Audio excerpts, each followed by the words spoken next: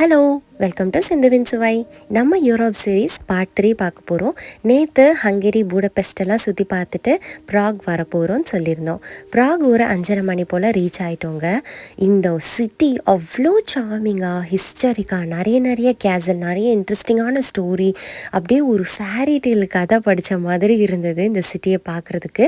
அதை உங்ககிட்டயே நான் நிறைய இன்ட்ரெஸ்டிங்கான ஸ்டோரிஸ் எல்லாம் ஷேர் பண்ணுறதுக்கு வெயிட் பண்ணிகிட்ருக்கேன். ஸோ ஸ்கிப் பண்ணாமல் பாருங்கள். நாங்கள் ஸ்டே பண்ண இடம் இதுதான். இதுக்கு முன்னாடி நாங்கள் வேறு ஒரு புக்கிங் போட்டிருந்தோம். சரி, நம்ம வேறு ஏதாவது இருக்கா அப்படின்னு சொல்லிட்டு ஏர்பிஎன்பியில் செக் பண்ணுறப்போ தான் இந்த ஸ்டே ஏரியா எங்களுக்கு கிடச்சிச்சு. சரின்னு லாஸ்ட் மினிட்ல மாற்றினோம். நாங்கள் போட்ட ஐட்னரி படி 1 நைட்டு தான் இங்கே ஸ்டே பண்ண போகிறோம். இதை பார்த்தோன்னே எங்களுக்கு விட்டுட்டு போகிறதுக்கு மனசே இல்லைங்க.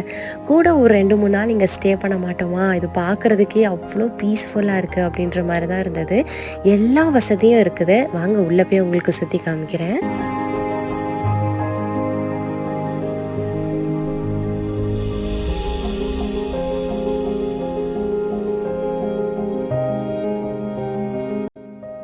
சில இடத்துக்கெலாம் போனால் மட்டும்தான் சில விஷயங்கள் தோணும் இல்லையா? அந்த மாதிரி நாங்கள் ஃபேமிலியாக ஜாலியாக தான் நாங்கள் ட்ரிப்பெல்லாம் என்ஜாய் பண்ணிகிட்டு இருந்தோம். சடனாக இந்த போட் ஹவுஸ்குள்ளே என்டர் ஆகி சுற்றி பார்த்த உடனே எனக்கு தோணுன விஷயம், நம்ம டாலஸ் கும்பல்ஸ் ஃப்ரெண்ட்ஸ் எல்லாம் இந்த இடத்துக்கு வந்தால் எவ்வளோ ஜாலியாக இருக்கும்ல. எந்த இடத்தையும் சுற்றி பார்க்க வேண்டாம், இந்த போட் ஹவுஸில் மட்டுமே இருந்துட்டு நல்லா சமைச்சு சாப்பிட்டுட்டு கேம் விளையாடிட்டு போட்டிங் போயிட்டு செம்மையாக இருந்திருக்கும்ல அப்படின்ற மாதிரி தான் இருந்தது. வெளியிலேருந்து பார்க்குறதுக்கு ஓரளவுக்கு இந்த போட் ஹவுஸ் மீடியம் சைஸ் ஆகிருக்கும் அப்படின்னு நினச்சிட்டு தாங்க உள்ளே வந்தேன். பார்த்தா ஸ்பேஷியஸான ஹால், அங்கே சோஃபா, டைனிங் டேபிள், டிவி அப்படின்ட்டு கிச்சனில் நம்ம வீட்டில் எப்படி இருக்குமோ அந்த மாதிரி மைக்ரோவேவ்லேருந்து குட்டி ஃப்ரிட்ஜு, கேஸ் அடுப்பு, எல்லா வசதியும் வச்சுருந்தாங்க. அது போக டபுள் பெட்ரூம், தனித்தனி ஏசி யூனிட்டோட செம்மல்ல. அது மாதிரி செக்யூரிட்டியும் பார்த்திங்கன்னா ரொம்ப பக்காவாக இருந்தது. 2 பெரிய கேட் இருக்கும். ஸோ நம்மக்கிட்ட ஒரு குட்டி ஃபோன் கொடுத்துருந்தாங்க. அதில் அவங்க பர்சனலாக ஒரு கோட் சொல்லுவாங்க. அந்த கோட் நம்ம அடித்தாதான் கேட் ஓப்பன் ஆகும். சப்போஸ் அந்த ஃபோன் நீங்கள் மறந்து உள்ளே வச்சுட்டு வந்துட்டீங்க அப்படின்னா 2 பக்கமே செக்யூரிட்டி கார்டு இருப்பாங்க.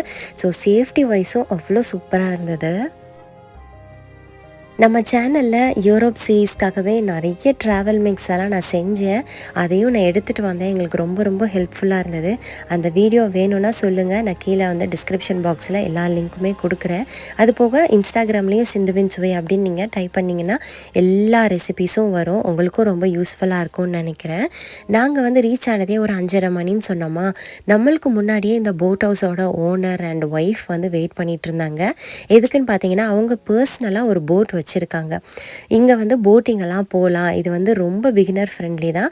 பட் ஸ்டில் எப்படி ஆப்ரேட் பண்ணணும்னு நான் சொல்லி கொடுத்துறேன். அதுக்கப்புறம் நீங்கள் நாளைக்கு காலையிலையோ இன்றைக்கி சாயந்தரமோ எப்போ டைம் இருக்கோ நீங்கள் போட்டிங் போங்க அப்படின்ற மாதிரி சொல்லி கொடுத்துட்ருக்காங்க.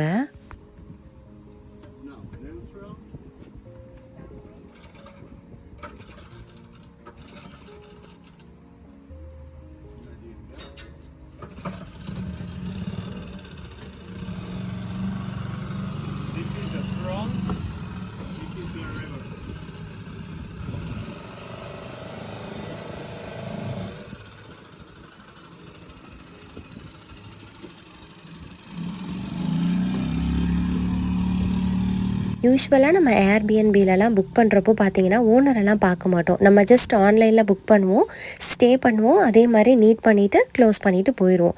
ஆனால் இந்த ஏர்பிஎன்பியில் பார்த்தீங்கன்னா ஓனர்ஸ் 2 பேருமே செம்ம ஸ்வீட்டு. நாங்கள் வரதுக்கு முன்னாடியே அவங்க ஹஸ்பண்ட் அண்ட் ஒய்ஃப் 2 பேருமே நம்மளுக்காக வெயிட் பண்ணி அந்த குட்டி ஃபோன் நான் சொன்னேன் பார்த்தீங்களா, டோர் ஓப்பன் பண்ணுறதுக்கு அதுக்கப்புறம் இந்த ரூமை எப்படி ஓப்பன் பண்ணுறது, என்னென்ன ஃபெசிலிட்டிஸ்லாம் உள்ளே இருக்குது, போட்டை எப்படி ஆப்ரேட் பண்ணுறது அப்படின்னு நிறைய விஷயங்கள்லாம் சொல்லி கொடுத்துட்டு உங்களோட ஸ்டே என்ஜாய் பண்ணுங்க அப்படின்னு சொல்லிட்டு போனாங்க. வேற ஒரு கண்ட்ரிக்கு வந்திருக்கோம், நம்மளும் ஒருத்தவங்க ஸ்பெஷலாக வெல்கம் பண்ணுறாங்களே அப்படின்ற மாதிரி ஒரு ஃபீல் இருந்தது. ஹங்கரியிலேருந்து கிளம்புறப்போ சொன்னேன் கீழே க்ராசரி ஸ்டோர் இருக்குது. ஸோ இங்கே தேவையான வசதிகள்லாம் இருக்கிறப்பவே நம்ம வாங்கி காரில் எல்லாம் எடுத்துகிட்டு போயிடலாம் அப்படின்ட்டு. ஸோ இந்த மில்க் தாங்க வாங்கியிருந்தோம். ஆரஞ்சு கலரில் தெரியுது பார்த்தீங்களா, தேஜின்னு. இந்த மில்க் ஃப்ரிட்ஜ்லேயும் இல்லை ஃப்ரீசர்லேயும் இல்லை. நார்மலாக நம்ம காய்கறி கடையிலலாம் எப்படி காயெல்லாம் சும்மா வச்சுருப்பாங்க அந்த ரேக்கில் தான் இருந்தது. ஆனால் பால் ஸ்மெல் தான் இருந்தது, நல்லா தான் இருந்தது. ஒரு நேரம் நம்மளுக்கு ஸ்கிப் ஆனாலே அவ்வளோ பசிக்குது. ஆனால் இந்த டாட்லர்ஸ்க்கு எப்படி தான் பசி எடுக்காமல் இருக்குதுன்னு தெரியல. தெரியல. இன்றைக்கி நாள் பூரா சாப்பிடல, ஆனால் செம்ம எனர்ஜெட்டிக்காக அவன் பாட்டுக்கு சுற்றிட்டு இருக்கான். சரி ட்ரிப் வந்த இடத்துல நம்ம ரொம்ப ஒன்றும் போராட முடியாது அப்படின்னு சொல்லிட்டு நானும் விட்டுட்டேன். ஒரு பனானாவாவது சாப்பிட்றா, நான் உனக்காக தான் வாங்கிட்டு வந்தேன் அப்படின்னு சொன்னால் எனக்கு அதுவும் வேண்டாம், சரி ப்ரெட்டு தான் வேணும் அப்படின்னா. சரி ப்ரெட்டாவது சாப்பிடு அப்படின்னு சொல்லிட்டு எங்களுக்கு நான் காஃபி போட்டுட்டு அவனுக்கு ப்ரெட் டோஸ்டரில் ப்ரெட்டை ஆன் பண்ணிட்டேன். சன்செட் வியூவில் காஃபி குடிச்சிட்டு ஏதாவது லைட்டாக சாப்பிட்டுட்டு அப்படியே நம்ம சுற்றி பார்க்க கிளம்பலாம். நம்ம ஸ்டே பண்ணியிருக்கிற ஏரியாவிலேருந்து சுற்றி பார்க்க வேண்டிய பிளேசஸ் எல்லாமே ஓரளவுக்கு கொஞ்சம் வாக்கபிள் டிஸ்டன்ஸில் தான் இருக்குது. ஆனால் ஆல்ரெடி இப்போ நம்மளுக்கு சன்செட் ஆயிடுச்சுன்னா ரொம்ப இருட்டாயிரும், கொஞ்சம் வெதர் வேறு சில்லுன்னு இருக்குது. அதனால் கேப் பிடிச்சி இங்கேருந்து ஓல்ட் டவுன் ஸ்கொயர் போயிட்டு அங்கே போய் உள்ளே நம்ம நடந்து சுற்றி பார்க்கலாம் அப்படின்னு சொல்லிட்டு தான் பிளான் பண்ணியிருக்கோம்.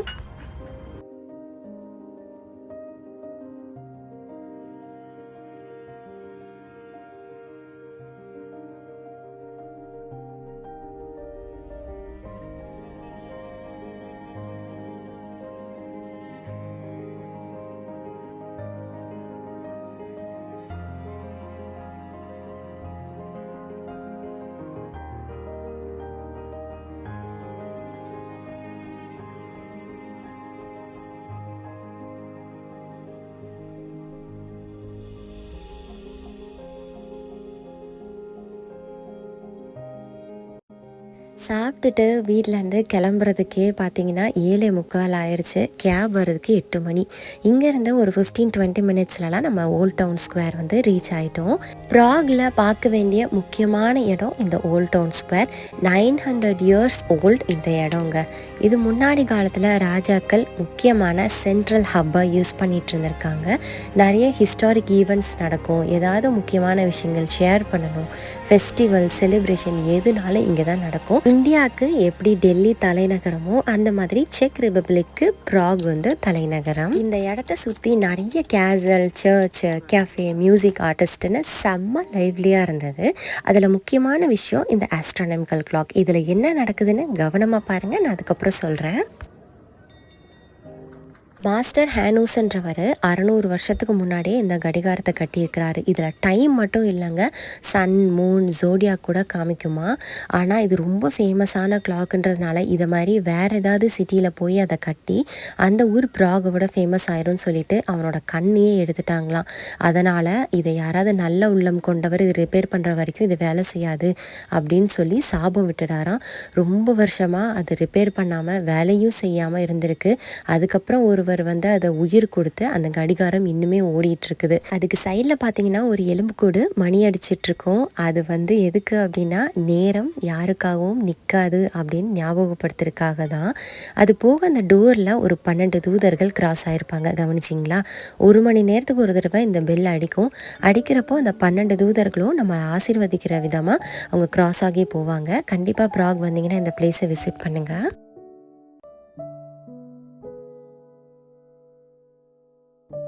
இன்றைக்கி ஈவினிங் பார்க்க வேண்டியது ப்ராகில் பக்கத்துலேயே என்னென்ன பார்க்க முடியுமோ எல்லாமே சுற்றி பார்த்துட்டு அப்படியே சார்ல்ஸ் பிரிட்ஜை நைட் வியூவில் ரசிச்சுட்டு உங்களுக்கு காமிச்சிட்ருக்கேன். வீட்டுக்கு போய் நல்லா ரெஸ்ட் எடுத்துகிட்டு அடுத்த நாள் மறுபடியும் சார்ல்ஸ் பிரிட்ஜை டே டைமில் எப்படி இருக்குன்னு பார்த்துட்டு இன்னும் 2-3 கேத்தீட்ரல் சுற்றி பார்க்க போகிறோம்.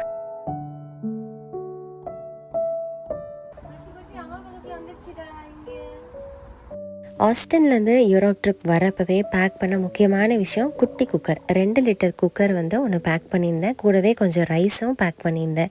ஏன்னா நம்ம நிறைய இன்ஸ்டன்ட் ட்ராவல் மிக்ஸ்லாம் எடுத்திருக்கோம், கொஞ்சம் ரைஸ் இருந்துச்சுன்னா கம்ஃபர்ட்டாக இருக்கும் அப்படின்னு சொல்லிட்டு ஒரு பிரஞ்ச் மாதிரி முடிச்சுட்டு 11 o'clock முன்னாடியே நம்ம செக் அவுட் பண்ணணும் அப்படின்னு சொல்லியிருந்தாங்க. அதனால் நம்ம வியோம் குட்டிக்கு இன்ஸ்டன்ட் ட்ராவல் மிக்ஸில் பொங்கல் எடுத்து கொஞ்சோண்டு ரெடி பண்ணி ஊட்டியாச்சு. நம்மளுக்கு கொஞ்சம் ரைஸ் வேக வச்சுட்டு இன்ஸ்டன்ட் தால் ப்ரீமிக்ஸை டக்குன்னு நம்ம குக்கரில் போட்டு ரெடி பண்ணி பாயில்டு எக்கு, அப்பளம், ஊறுகாய், சூப்பரான ஒரு லஞ்சாகவே முடிச்சாச்சு. போட்டிங் கிளம்பிட்டாங்க, நம்மளும் போகலாம் வாங்க.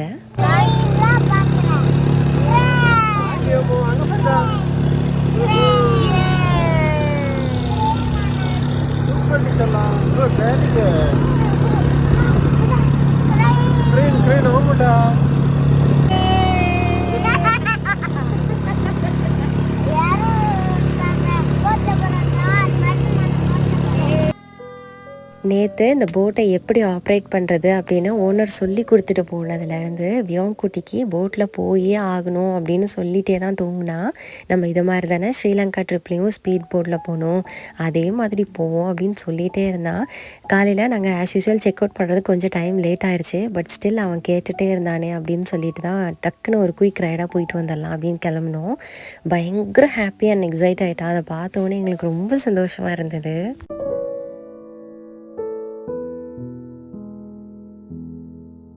ஆசைக்கு சின்னதாக ஒரு போட் ரைட் போயிட்டு அதுக்கப்புறம் நம்ம அப்படியே ப்ராக்குள்ளே சுற்றி பார்க்க போகிறோம்.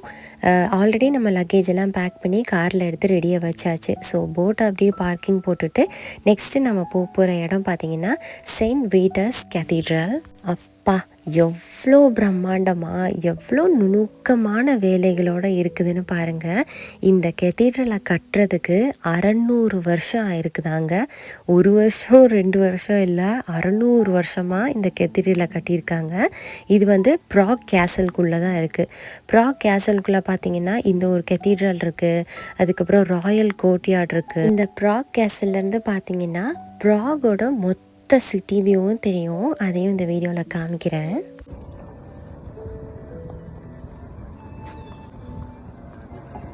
ஒரு பேச்சுக்கு செல்வம் பார்த்தீங்களா, ராஜா மாதிரி வாழ்கிறான்டா அப்படின்னு. நிஜமாக இந்த ப்ராக் கேசலை பார்க்குறப்போ அப்படி தாங்க தோணுச்சு. உள்ளே கெத்தீட்ரல் இருக்குது, கோர்ட்யார்ட் இருக்குது, ஸ்ட்ரீட் ஃபுட்டு, ஒரு பெரிய ஒரு சிட்டியில் என்ன இருக்குமோ அது எல்லாமே இந்த ப்ராக் கேசலில் இருக்குது. நான் சொன்னேன் பார்த்தீங்களா, இங்கேருந்து பார்த்தா சிட்டி வியூ தெரியும்னு. அப்படி ஃபுல்லாக ரெட் ரூஃபில் கவர் பண்ணி அந்த சிட்டியோட மொத்த அழகுமே இங்கேருந்து பார்த்தாலே தெரியும்.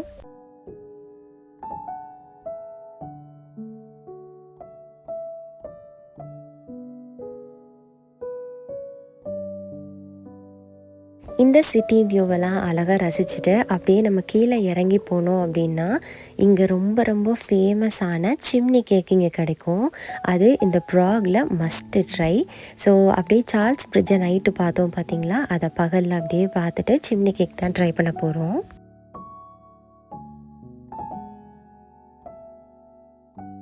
இந்த சிம்னி கேக் எப்படி இருக்கும்னு பார்த்தீங்கன்னா, வெளியில் வந்து மாவு கொஞ்சம் இன்வெர்டட் ட்ரையாங்கிள் மாதிரி இருக்கும். அதை கம்பியில் இந்த மாதிரி சுற்றி கிரில்டு சிக்கன்லாம் பண்ணுற மாதிரி ஸ்லோ ஃப்ளேமில் வச்சிடுறாங்க. அதை அப்படியே ரொட்டேட் ஆகி சூப்பரான ஒரு கலரில் வருது. அது உள்ளே வந்து விப்டு க்ரீமு, ஐஸ்கிரீமு, நட்டெல்லாம் உங்களுக்கு என்ன டாப்பிங் வேணுமோ உள்ளே வச்சுக்கலாம். அது அப்படியே ரெண்டையும் சேர்த்து சாப்பிட்றப்போ செம்ம ஹெவன்லியாக இருந்தது. கண்டிப்பாக அங்கே போனீங்கன்னா ட்ரை பண்ணிடுங்க. அப்படியே பக்கத்துலேயே மெக்டி இருந்ததா, ஸோ பர்கர், அதுக்கப்புறம் ஃப்ரெஞ்ச் ஃப்ரைஸ் இதெல்லாம் லைட்டாக கிராப் பண்ணிவிட்டு ஆஸ்ட்ரியாக்குள்ளே மறுபடியும் என்டர் ஆகிட்டோம். ஆல்மோஸ்ட் நம்ம சிட்டி எல்லாம் வந்து ஃபஸ்ட்டே பார்த்துடலாம் அப்படின்னு சொல்லிட்டு கவர் பண்ணியாச்சு. இதுக்கப்புறம் வரப்போது எல்லா பிளேஸஸும் பார்த்திங்கன்னா கண்ணுக்கு குளிர்ச்சியாக ஃபுல் க்ரீனரி, அவ்வளோ சீனிக்கான ஸ்பாட்லாம் உங்களுக்கு காமிக்க போகிறேன். மறக்காமல் நம்ம சேனலை பிடிச்சிருந்தா ஒரு லைக் அண்ட் சப்ஸ்கிரைப் பண்ணி சப்போர்ட் பண்ணுங்கள். அடுத்த வாரம் எங்கே இருக்கோம், என்ன லொக்கேஷன் அப்படின்னு உங்களுக்கு சொல்கிறேன். Until then Tata bye, thanks for வாட்சிங்.